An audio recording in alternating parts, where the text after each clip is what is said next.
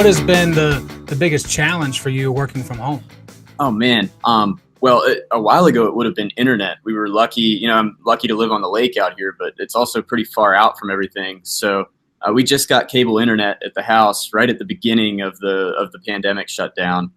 I think it was March 13th. So for years, internet access out here was just atrocious, and it would have been really hard. Both you and I deal with really big audio video files, and it was almost worth it to drive the hour to Lynchburg and go sit at the office and do stuff in the past. But we've been really lucky to have. We're on the Xfinity train now, so I hope they can pay me for that little plug.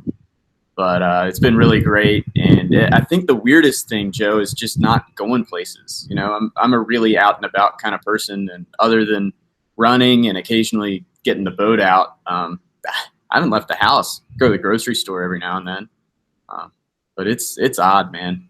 And you mentioned the audio portion of our files that we have to share and things of that nature. I want us to dive into the Lynchburg Sports Awards, which based on feedback was a hit on Tuesday night, and you were a large part of that with lending your voice, the audio, to a lot of the milestones and academic All-Americans and all those really important scholarship pieces of the student-athlete experience. What have you kind of picked up? What's maybe something you've gotten better at since you've had to do a little bit more of that type of, I would say, coverage than what you're used to? Yeah, it's kind of strange. First off, nobody wants to see this, so I don't need to drive into campus and get behind the podium and be a presenter in that way.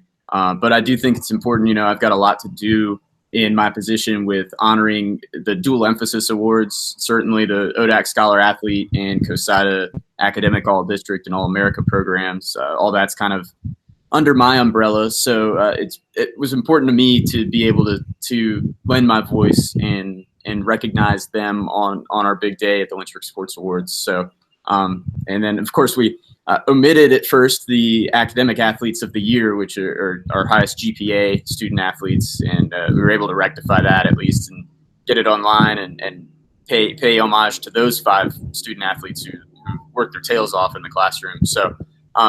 But yeah, as you said, I set up a little audio studio. I've got a closet door that swings out, and I've got a microphone that I hook up to that, and then USB. And really, Joe, for me, it's been dusting off a skill set. In college, I did a ton of stuff at our radio station at Emory and Henry, and did a lot in studio and working basketball games and occasionally some other stuff.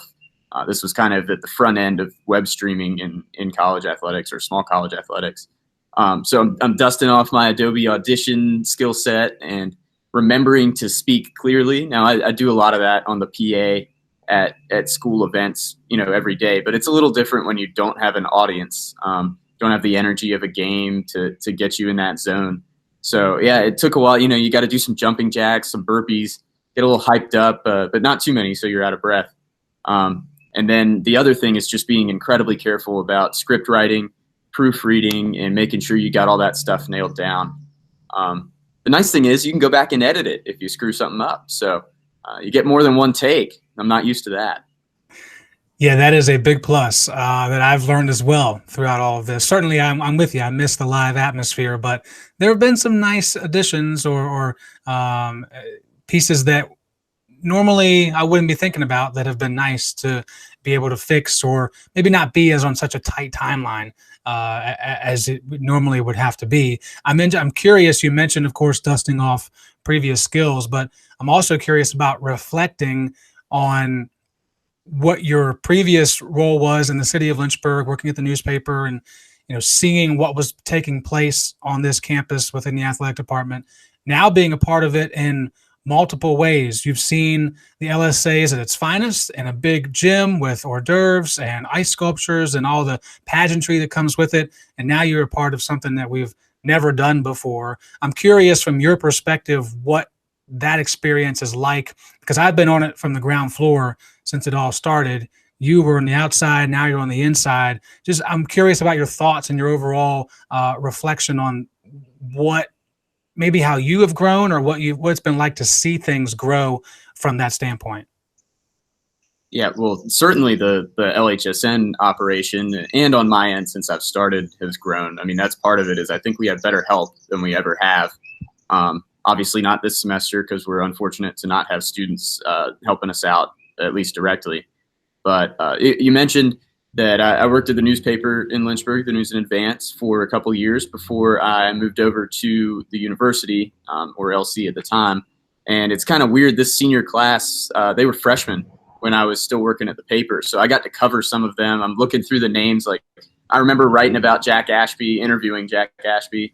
I remember Christina Harris coming onto the scene. These are some of our Kayla Hugate, Alyssa Reed I covered in high school. Some of our standout student athletes are people who I got to cover for the newspaper and kind of be unbiased. So, and then I've gotten to see them grow and kind of come into themselves as student athletes here. So that's a really cool angle, something that I definitely didn't see coming maybe 4 years ago, but and I'm sure that they've had twists and turns along their way at Lynchburg that are the same way. I guess Alyssa, the most notable of those, who didn't have a swim team to compete for when she got to campus here. Now was one of our senior athlete nominees, so that was pretty cool. Definitely missed the free food at an in-person LSAs. That's they always go all out with that and the ice sculptures and whatnot. And the energy of kind of seeing our student athletes, especially the seniors who have kind of been done, and they get to come back and relive what they did over the past 4 years or over the past 1 year if they had an incredible senior season. That stuff, we didn't get the satisfaction of seeing that reaction in person. And that was sad about this year. But it was also kind of nice that it kept moving.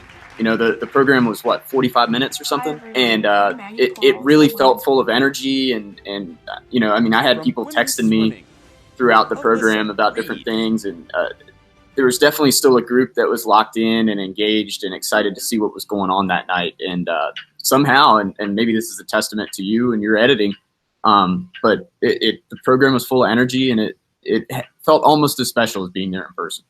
I'm curious from your perspective, especially just thinking about, you know, those that were honored during the event and the way that it all came together.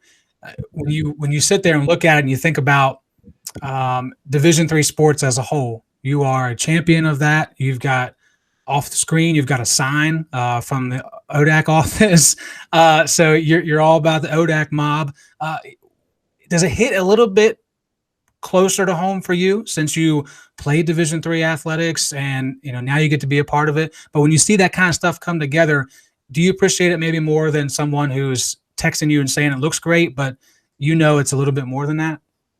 Yeah, well, I don't know. I mean, I've made Division III my life. I guess whether I wanted to or not, I couldn't get away from it.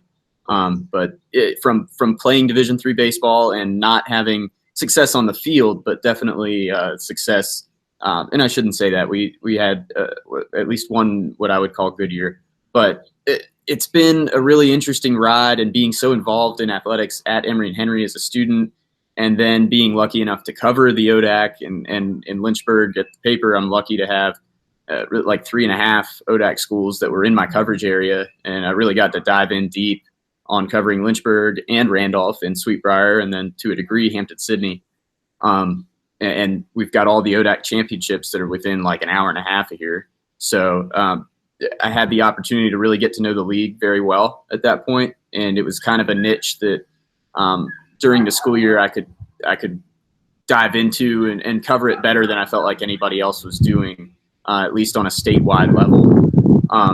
So yeah, it definitely means more to me in that sense. And then making it a career, you know, I'm a D3 guy. I shouldn't say that I would never want to work at a Division I institution, because there are great people around there too, but there's something special about the non-scholarship student athlete experience that I just don't feel like people get at quote unquote larger institutions, especially, or the Power Fives, things like that.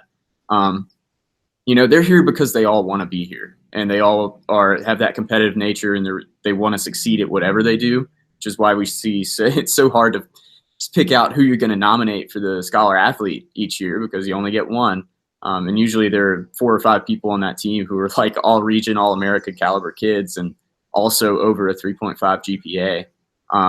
And yeah, I mean, having a chance to sit down and in one place bring all of them together and highlight all of that, I don't think it gets old.